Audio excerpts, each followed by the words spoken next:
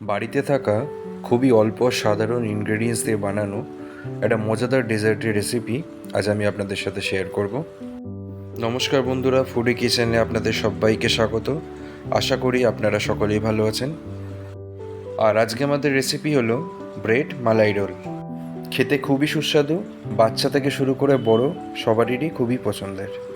Bread মালাই role বানাবেন কি করে চলুন দেখে নেওয়া যাক। ব্রেড মালাই রোল বানানোর জন্য সর্বপ্রথম আমাদের মালাইটা তৈরি করে নিতে হবে। আর তার জন্য একটা প্যানেতে নিয়ে নিন 750 ml দুধ। আমরা এখানে ফুল ফ্যাট মিল্ক ব্যবহার করেছি।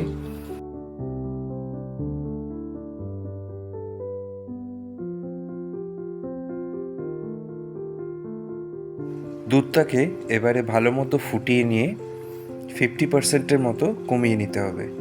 মানে 750 ml দুধটাকে ফুটিয়ে 350 থেকে 400 ml-এ নিয়ে আসতে হবে। দুধটা ফোটানোর সময় কিন্তু অনবরত নেড়ে যেতে হবে, যাতে দুধটা তলায় লেগে না যায়। আর চারিদিকে যে দুধের সরটা জমবে সেটা কাছে দুধের সাথে মিশিয়ে দিতে হবে। দুধটা ফোটানো অলমোস্ট কমপ্লিট। এই সময় 4টে এলাচ ফেড়ে দুধের সাথে মিশিয়ে দেবেন। সামান্য পরিমাণ উষ্ণ জলে কেশর বা স্যাফরন মিশিয়ে দিয়ে সেই জলটা দুধের সাথে মিশিয়ে দেবেন। একটা সুন্দর ফ্লেভার আর কালারের জন্য স্যাফরনটা এখানে ব্যবহার করা হয়েছে। আপনারা দেখতেই পাচ্ছেন দুধটা অনেকটাই ঘন হয়ে গেছে। এবারে দুধে মেশানো গোটা এলাচগুলোকে তুলে নিন। এলাচের ফ্লেভার যতটুকুনি নেওয়ার ছিল দুধে সেই ফ্লেভারটা মিশে গেছে।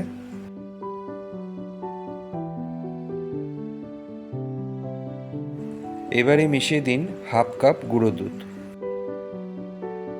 গুঁড়ো দুধটা মেশানোর সময় কিন্তু অনবরত নেড়ে যেতে হবে, যাতে এর কোনো লাম না থেকে থাকে বা গুঁড়ো দুধটা যাতে জমাট বেঁধে না থাকে।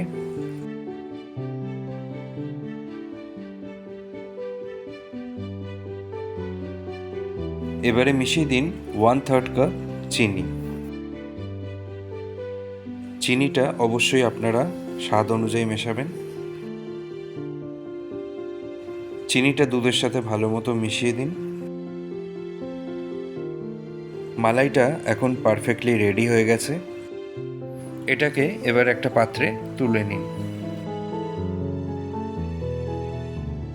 মালাই রোলের মালাইটা তৈরি হয়ে গেছে। এবারে তৈরি করে নিতে হবে মালাই রোলের ভিতরের পুরটা। আর তার জন্য একটা ননস্টিক প্যানে নিয়ে নিন 2 চা চামচ ঘি। ঘিটা সামান্য গরম করে তাতে মিশিয়ে দিন 1 কাপ দুধ। ঘি আর দুধটাকে ভালো মতো মিশিয়ে নিন। আর তারপরে মিশিয়ে দিন 1.5 কাপ পরিমাণ গুঁড়ো দুধ।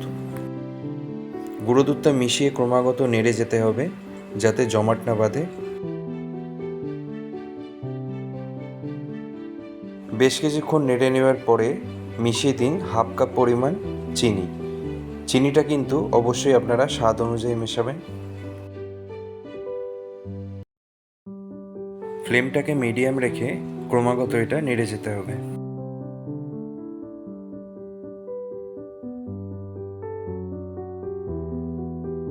প্রায় 7 থেকে 8 মিনিট ক্রমাগত নেড়ে যাওয়ার পরে আপনারা দেখতে পাচ্ছেন এটা বেশ খানিকটা ঘন হয়ে এসছে।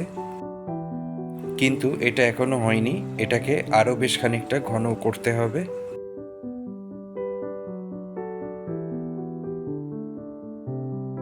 আরও 10 মিনিট নেড়ে নেওয়ার পরে পুরটা আমাদের অলমোস্ট রেডি হয়ে এসছে। দেখতেই পাচ্ছেন একটা দলা আকারে এখন এটা কড়াই দিয়ে উঠে আসছে। এই সময় পুরটাকে একটা প্লেটে তুলে নিন। পুরটাকে এবারে কিছুক্ষণ ঠান্ডা হতে দিন। পুরটা যতক্ষণ ঠান্ডা হচ্ছে সেই সময় ব্রেডগুলো রেডি করে নিন। এখানে কিন্তু হোয়াইট ব্রেড বা মিল্ক ব্রেড যেটা সেটা ব্যবহার করতে হবে। এবারে ব্রেডের সাইডগুলোকে এইভাবে একটা ছুরি দিয়ে কেটে নিন।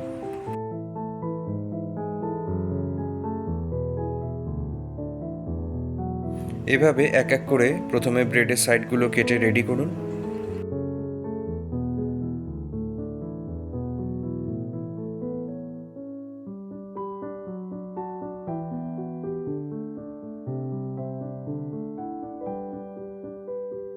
ব্রেডগুলোকে এবারে পাতলা করে বেলে নিন।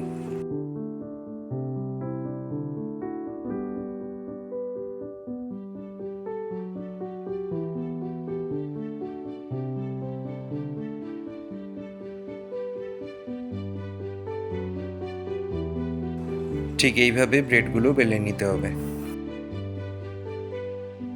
বেলে নেওয়ার পরে টেক্সচারটা ভালো রাখার জন্য সাইডগুলো আর একবার কেটে নিন সমান করে।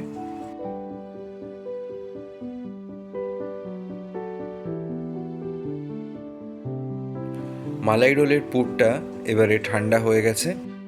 পুরটার থেকে অল্প অল্প অংশ নিয়ে এইভাবে লম্বাটে একটা শেপ তৈরি করে নিন, যাতে মালাই রোলটা বানাতে আমাদের সুবিধা হয়। এইভাবে বাকি পুরগুলো লম্বা লম্বা শেপ করে রেডি করে নিন।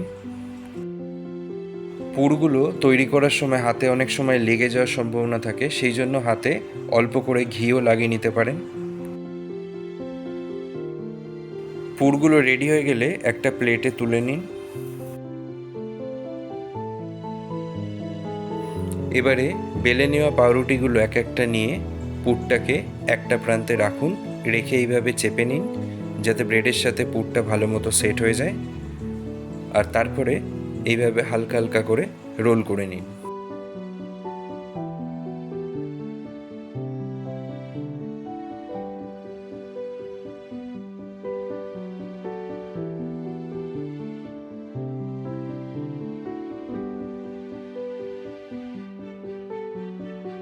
এইভাবে সেম প্রসেসে বাকি ব্রেড রোলগুলো রেডি করে নিন।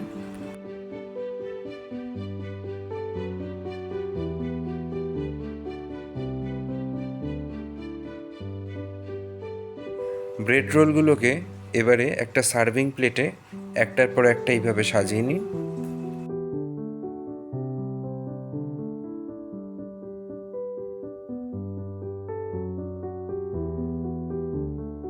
সাজিয়ে নেওয়ার পরে তৈরি করে রাখা মালাইটা এবারে আস্তে আস্তে করে উপর দিয়ে ঢেলে দিন।